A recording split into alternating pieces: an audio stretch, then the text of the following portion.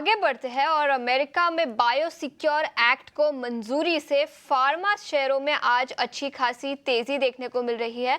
इसके पीछे की वजह क्या है, पूरी डिटेल्स लेकर अब हमारे साथ वरुण जुड़ चुके हैं।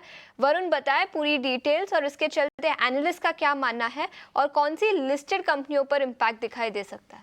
डेफिनेटली। तो जैसे कि आपने शुरू में ही कहा कि यूएस में ये जो बिल है, बायोसिक्योर बिल, इसको पास कर दिया गया है और अच्छे थंपिंग मेजोरिटी से पास किया गया है। 306 टू 81 वोट्स जो है वो यहाँ पे पास किया गया है। उस मेजोरिटी से इस बिल को अगर आप देखेंगे तो यूएस के हाउस में पास किया गया है।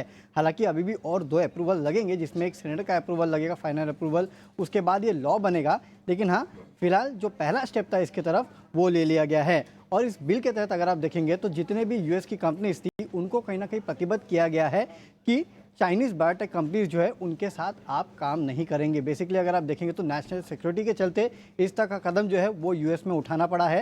हालांकि कंपनियों को 8 साल का वक्त दिया गया है, जिसके दौरान उन्हें धीरे धीरे अपना एक्सपोजर जो है वो चाइनीज़ कंपनीज पे कम करना पड़ेगा। और यहाँ 5 चाइनीज़ कंपनीज है बेसिकली, जिनका नाम इसमें स्पेसिफिकली लिया गया है, जिसमें BGI genomics, MGI tech, complete genomics, इसके अलावा और 2 और कंपनी है, उखाई एपटेक, बायोलॉजिक्स। ये वो कंपनीज है जिन पे कहीं ना कहीं इस बिल में इनका नाम सामने आया है।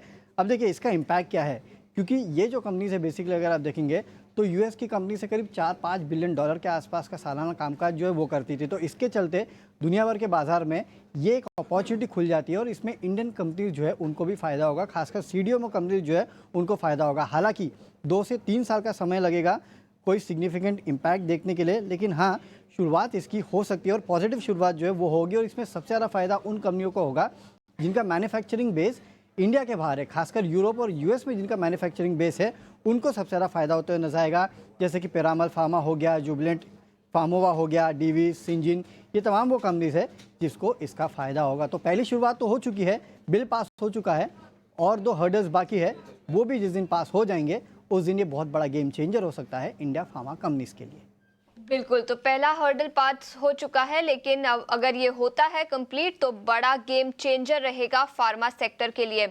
इसी पर राय ले लेते हैं। आदित्य, आपसे पूछना चाहूंगी, फार्मा सेक्टर पर आपकी क्या राय रहेगी? कई सारे स्टॉक्स में तेजी दिखी है, क्या ये कंटिन्यू होती हुई नजर आ सकती है?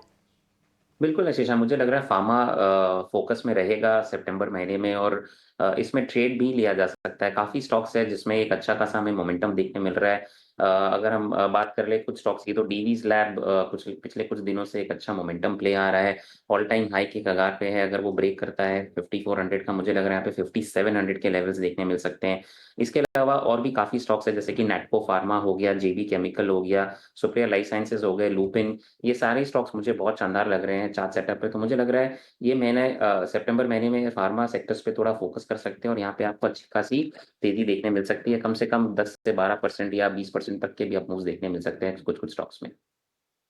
बिल्कुल, तो ये है फार्मा सेक्टर पर आदित्य की राय।